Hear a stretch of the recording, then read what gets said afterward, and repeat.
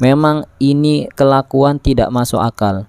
Masa ada orang yang memijat kuda di waktu malam hari? Tapi karena cintanya Syekh Abdullah bin Ahmad Basaudan terhadap Zuriatul Rasul, yang mana itu menunjukkan cinta beliau kepada Rasulullah Muhammad SAW.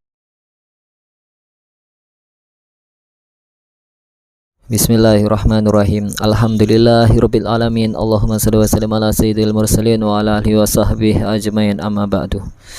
Ikhwani yang dirahmati oleh Allah Subhanahu wa taala. Hari ini adalah hari Selasa, masuk di bulan Muharram, kebetulan bertepatan dengan bulan Agustus. Ada satu fenomena yang sungguh sangat menarik hati untuk dibahas.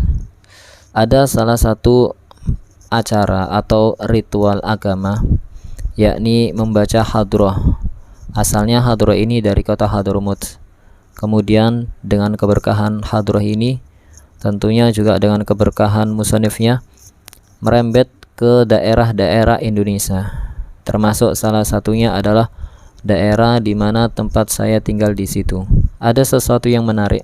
Saya punya guru, beliau pernah bercerita, dahulu di Hadramut, setelah Hadroh Basaudan dikarang oleh pengarangnya, kemudian dibaca dengan waktu yang begitu lama, mereka mulai berhenti daripada membaca Hadroh Basaudan. Namun subhanallah, dengan berhentinya pembacaan tersebut, langit pun menangis, bumi pun tidak menerima. Akhirnya yang terjadi apa? Ada ucapan-ucapan atau kata-kata atau bacaan-bacaan dari Hadroh Basaudan. Ya latifah lam yazal ultuf bina fima nazal, innaka latiful lam tazal ultuf bina wal muslimin. Itu dibawa oleh angin pergi ke sana dan ke sini, ke selatan, ke utara, ke timur, dan juga ke barat. Kemudian dibacalah Hadroh Basaudan kembali, dan subhanallah, ketika dibaca manfaatnya sangat luar biasa, keberkahannya sungguh sangat besar sekali, sampai Hadroh Basaudan tidak hanya dibacakan di kota Hadramut, namun juga dibacakan di beberapa negara selain kota Hadramut, salah satunya di daerah Indonesia. Ilmu yang bermanfaat, kitab yang berkah, dan pengarang-pengarang kitab yang sampai dengan hari ini disebut oleh orang-orang awam atau orang-orang alim sekalipun, itu semuanya tidak kosong daripada rahasia-rahasia yang menlatar belakangi itu semuanya. Termasuk diantaranya adalah Hadroh Basaudan. Ada satu cerita yang sangat unik di sini yang kita bisa mengambil manfaat. Suatu saat ada salah seorang sayyid keturunan Nabi Muhammad SAW datang kepada Syekh Abdullah bin Ahmad Basaudan. Kebetulan sayyid ini bukan orang yang berpendidikan, ilmunya kurang, sehingga adab pun juga kurang. Maka datanglah sayyid ini ke rumahnya Syekh Abdullah bin Ahmad Basaudan dengan membawa kendaraannya, katakan sebuah khimar atau unta atau seekor kuda.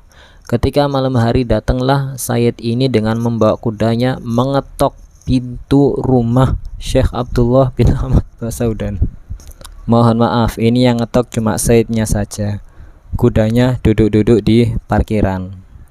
Akhirnya ketika dibukakan oleh Syekh Abdullah bin Ahmad Basaudan, kemudian dipersilahkan masuk, kemudian dipijiti itu sayyid oleh Syekh Abdullah bin Ahmad Basaudan. Kemudian beliau tanya, wahai sayyid, apa yang kau perlukan malam ini? Wahai sayyid, aku akan penuhi kebutuhan engkau. Sayyid tersebut menjawab, wahai Abdullah bin Ahmad Basaudan, yang capek itu bukan saya, tapi yang capek itu adalah kudaku yang saya parkir di luar sana. Coba kudaku pijeten. Akhirnya kata Syekh Abdullah bin Ahmad Basaudan, wahai sayyid, kalau seandainya ini memang permintaan engkau, aku akan turuti. Gak lama kemudian keluarlah beliau dari rumahnya, menemui kuda sayyid tersebut, kemudian kudanya dipijeti. Memang ini kelakuan tidak masuk akal. Masa ada orang yang memijat kuda di waktu malam hari? Ini memang kelakuan yang tidak masuk akal.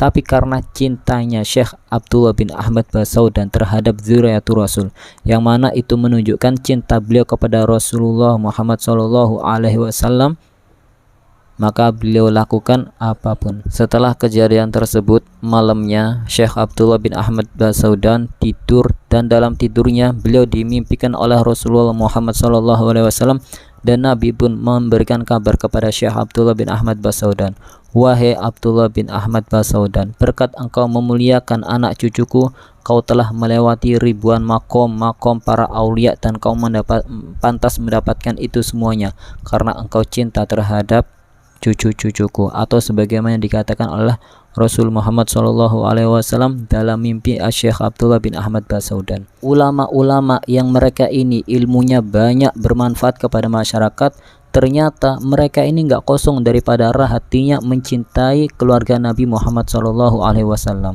Coba Anda bisa melihat dan mengambil pelajaran seperti seorang tokoh dari kota Pasuruan, misalnya seperti Kiai Haji Abdul Hamid yang haulnya dihadiri oleh ribuan orang. Ternyata beliau adalah seorang pecinta keluarga Nabi Muhammad SAW. Begitu juga dengan Kiai Haji Zaini. Beliau ini juga orang yang ketika meninggal haulnya itu dihadiri oleh orang banyak, dan semasa hidupnya beliau dikenal oleh orang yang mencintai ahlul baitin Nabi Muhammad SAW.